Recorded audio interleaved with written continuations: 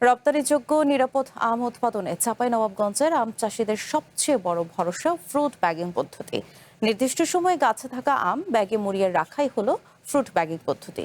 কিন্তু এবার সেই ব্যাগই হয়ে উঠেছে বিপদের প্রধান কারণ মানহীন ফ্রুট ব্যাগ সরবরাহ করে কোম্পানিগুলো প্রায় 200 কোটি টাকা হাতিয়ে নিয়েছে বলে অভিযোগ চাষি ও ব্যবসায়ীদের।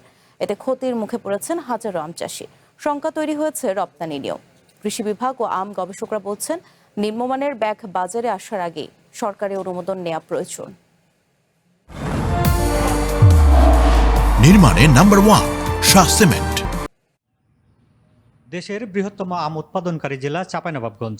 এ জেলার আম শুধু দেশে নয়, আন্তর্জাতিক বাজারেও সুনাম কুড়িয়েছে। যুক্তরাজ্য, ইতালি, সুইডেন সহ 27টিরও বেশি দেশে আম রপ্তানি হচ্ছে।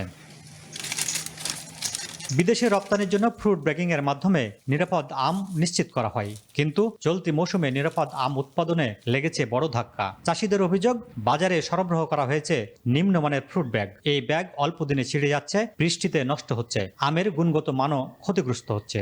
চায়না থেকে যে প্যাকেটগুলো আসছে এটা অতি নিম্নমানের এবং দামও বেশি। আমরা যখন আম প্যাকেট খুলছি তখন আমাদের পর্যাপ্ত পরিমাণ ফাট আম বেরোচ্ছে। মানহীন ব্যাগ আমদানি করে কোটি কোটি টাকা হাতিয়ে নিয়েছে একটি চক্র, জানিয়েছেন আম সংগঠনগুলোর নেতৃবৃন্দ। নিম্নমানের ব্যাগ ব্যবহারের ফলে কিন্তু কৃষকরা ক্ষতিগ্রস্ত হচ্ছে, কারণ এখানে কোনো কর্তৃপক্ষ কিন্তু এই ফ্রুট ব্যাগকে মনিটরিং করে না। যে যার ইচ্ছা মতো বিদেশ থেকে আমদানি করে এবং বাজারজাতকরণ করে, লাস্টে ভুক্তভোগী হয় কিন্তু চাষিরা। 3 টাকার ব্যাগ 4.5 টাকা, 5.5 টাকা, 6 টাকা পর্যন্ত বিক্রি হয়েছে।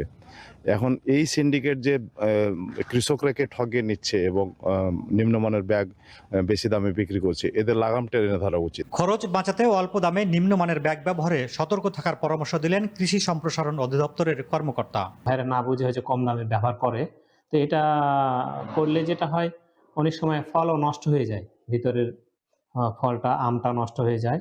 তা আমাদের পরামর্শ থাকবে যে পরিচিত কোম্পানি বা উন্নত যেগুলো কোম্পানি আছে, বিশেষ করে যদি আমরা ইস্পাহানির কথা বলি, তাদের ফ্রুট ব্যাগিংটা যথেষ্ট উন্নত মানের। এদিকে আমদানি করা ফ্রুট ব্যাগ কৃষকের হাতে পৌঁছানোর আগেই পরীক্ষা করে মান যাচাইয়ের কথা জানান এই গবেষক। পরীক্ষা করে নেবেন যে আসলে বাংলাদেশের আবহাওয়ায় এই ব্যাগটা চলবে কিনা। প্রত্যেকটা কোম্পানির আসলে নিজস্ব আইডেন্টিটি থাকা দরকার এবং এটা টেস্ট করার পরে যদি মাঠে যায়, সেক্ষেত্রে কিন্তু চাষিদের জন্য কোনো ধরনের ঝুঁকি থাকবে।